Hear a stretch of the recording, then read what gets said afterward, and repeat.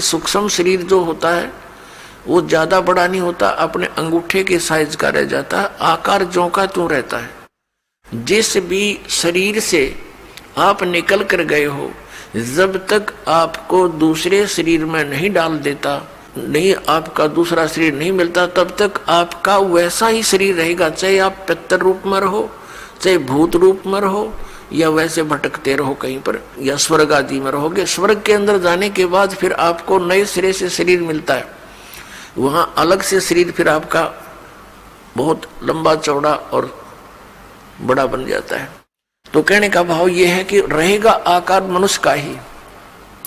तो जब ये दूसरे शरीर में पशु पक्षी के चला जाता है तो फिर उस पशु वाला ही शरीर आपका रहेगा। जब उससे निकल जाएंगे तो नेक्स्ट में प्रवेश होगा तो उस जैसा ही हो जाएगा। फिर मनुष्य शरीर में आएगा तो मनुष्य जैसा ही, मनुष्य के अंदर जो आपका जीव आएगा उससे निकलेगा तो फिर भी वो मनुष्य जैसा ही रहेगा, ऐसा होता है।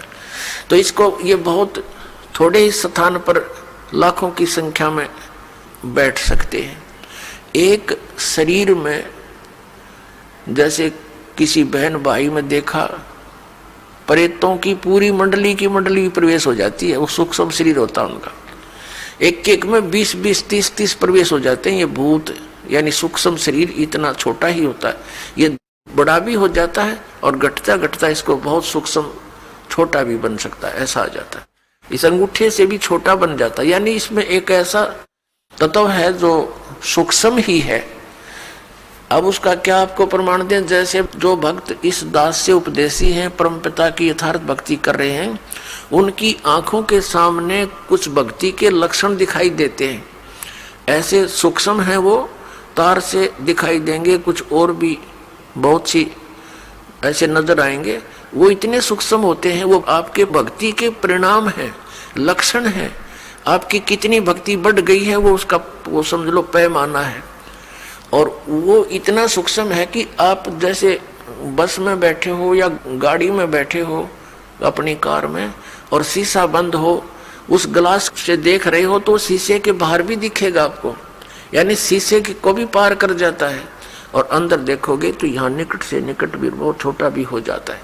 तो इस टाइप का सूक्ष्म शरीर होता है जो यहाँ की दूरबीन सूक्ष्मदर्शी या फोटो कैमरे में नहीं आ सकता, वो सूक्ष्म ऐसा होता है शरीर। तो पुण्यात्माओं, कई भक्त कई बहन भाई चिंतित हो जाते हैं। दास बहुत बार समझाने की चेष्टा करता है, ध्यान रखा करो, एक दूसरे को बता भी दिया करो। अगर कोई इस शंका में हो कि मेरी आंखों के सामने पता नहीं क्या दिखता है, डॉक्टर के पास गया, डॉक्टर कहने लगा ऑपरेशन करवा ले, और डॉक्टरों के पास क्या है, ऑपरेशन करवा ले, वह धुंधला दिखा, धुंधला नहीं दिखता वो हम देखेंगे ऐसे जैसे कोई मच्छर सा घूम रहा है, कोई मक्खी घूम रही है, ऐसे काले काले से कुछ और तरह के भी। वो तो जैसी जिसकी भक्ति बढ़ती चली जाएगी, वो आपकी भक्ति का पैमाना जैसा अंजन आंजिए चश्मों में दिखंत, जैसी भक्ति करेगा तेरी आंखों के सामने आपको अपनी भक्ति की कमाई दिखने लग जाएगी। ये आपका एक वो होगा, भक्ति का पैमाना होगा। आपका बैंक बैलेंस समझ लो आप देख रहे हो सामने, तो वो घबरा जाते हैं, हमारे पास भी प्रार्थना करते हैं, जी ऐसा पता नहीं आंखों में क्या हो गया, मुझे तो चिंता बनी हुई है। ऐसे देखते हैं पता नहीं क्या दिखाई देता है, सोचते हैं ना देखूं फिर भी दिख जाता है। फिर उनको समझाते हैं कि ये आपकी भक्ति की कमाई दिखाई दे रही है, ये नहीं है तो आपका माइनस आपकी भक्ति, फिर भक्ति चली नहीं आपकी। इससे आपकी भक्ति संग्रह होगा, वो धन वो दिखाई दे रहा है आपको, बाहर है वो अंदर दिखता है, उसका रिफ्लेक्शन बाहर आपको, तो संतुष्ट होते हैं। तो पुण्यात्माओं, ये वो भक्ति है कि आपको आपके समक्ष दिखाई दे रही होती है, तो घबराना नहीं होता।